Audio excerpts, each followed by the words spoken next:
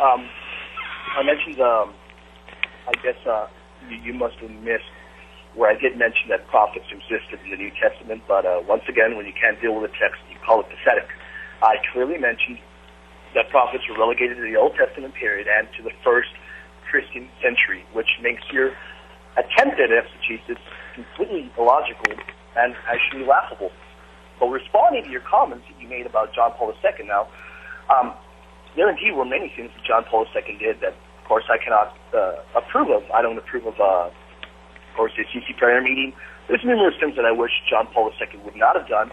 But once again, to call somebody a manifest heretic, of course, it's jumping the gun. I believe that you really have no evidence that John Paul II was a manifest heretic. You can see that he did a lot of things that he shouldn't have done. But once again, keeping in tune with the biblical use of the term heretic, John Paul II, I personally believe that John Paul II would have been admonished numerous times and recognized his error. He would not have done certain things, or he would not have done certain things. I don't believe any of the things he did show that he fell away from the faith or that he was not a valid pope. I think, absolutely, I don't think it will be an individual as yourself or any other Sedevacantists. I think it would have to be a canonical court or somebody of a higher stature that would say that John Paul II was an anti-pope and he wasn't a real pope, and as such, we don't have any board that has ever said such. All we have are yourself and many other Sedevacantists reading the documents, reading their own interpretations. The very fact that you have to read your interpretations of the documents is very, very evident that this is manifest heresy, and I don't know anything that he said that would prove that he was a heretic indeed. On my 10th. Okay. Well, speaking of manifest heresy and more proof of it, the man they appointed, Cardinal Casper, and they appointed him to specifically represent their position on other Protestant groups, etc. And what Casper said, quote, "Today we no longer understand ecumenism in the sense of a return by which the others would be converted and return to being Catholics. This was expressly abandoned by Vatican II," end quote. So that is as manifest as heresy could be. He's explicitly saying we no longer understand ecumenism, that they have to be converted, and that, of course, is a dogma, that they have to be converted. That's heresy, and Benedict XVI repeated this almost word for word in his address to Protestants at World Youth Day, August 19th, 2005, and he says, "What does it mean to restore the unity of all Christians?" And remember, he's speaking to Protestants. "This unity does not mean what could be called ecumenism of the return. That is, to deny and to reject one's own faith history. Absolutely not," end quote. So he's referring to the ecumenism of the return, meaning that they have to convert. Exactly what Casper referred to when he says, no, they don't have to reject their own faith history, and he says it to Protestants. Okay, so it doesn't get any more blatantly heretical than that, and your position that no one can be considered a heretic until he's been declared, that is just simply not consistent with Catholic teaching. As I quoted Pope Leo XIII earlier, "Satis cognitum, the practice of the Church has always been the same, who according to the unanimous teaching of the Fathers, who were wont to hold as outside Catholic communion and alien to the Church, whoever would recede in the least degree from any point of doctrine proposed by her authoritative magisterium." Do you know how much time I have? 30.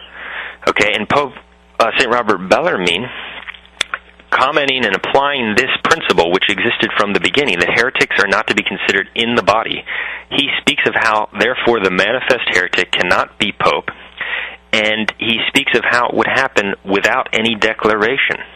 Okay? He says a pope who is a manifest heretic automatically ceases to be pope and head, just as he ceases automatically to be a Christian and a member of the Church, wherefore he can be judged and punished. This is the teaching of all the ancient fathers who teach that manifest heretics immediately lose all jurisdiction, and he goes on in another place to say, which means before any excommunication or judicial sentence. Your turn.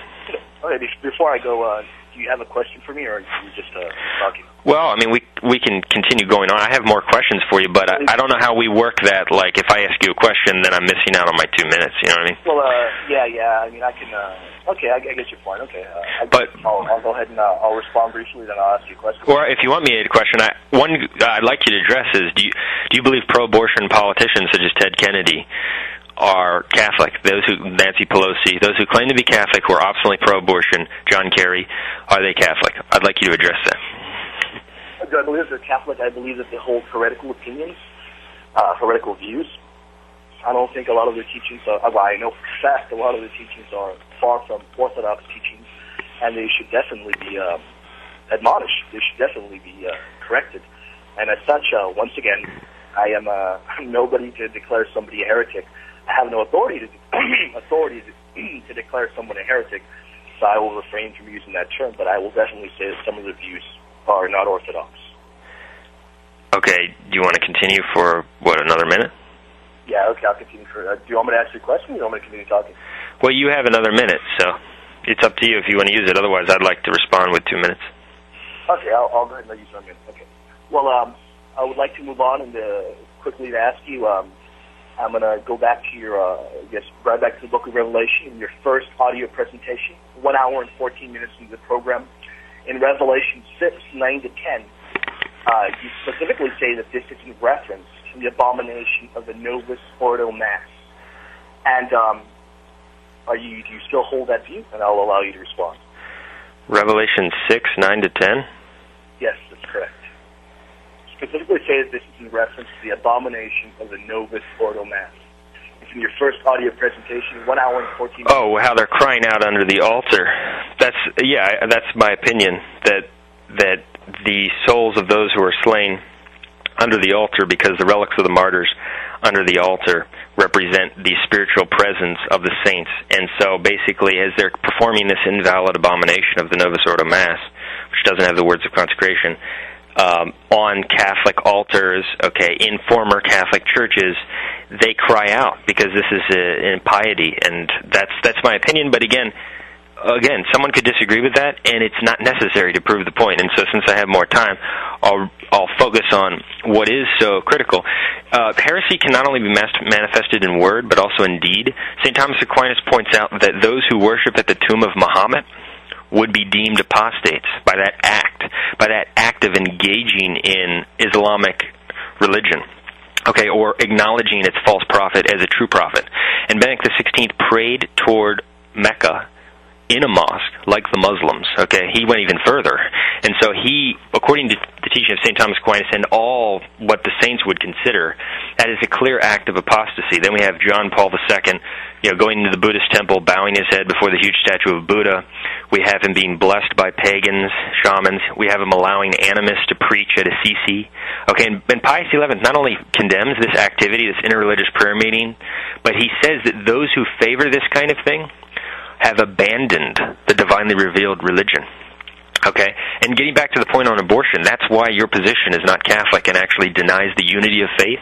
There's one faith in the Church. That's been defined many times.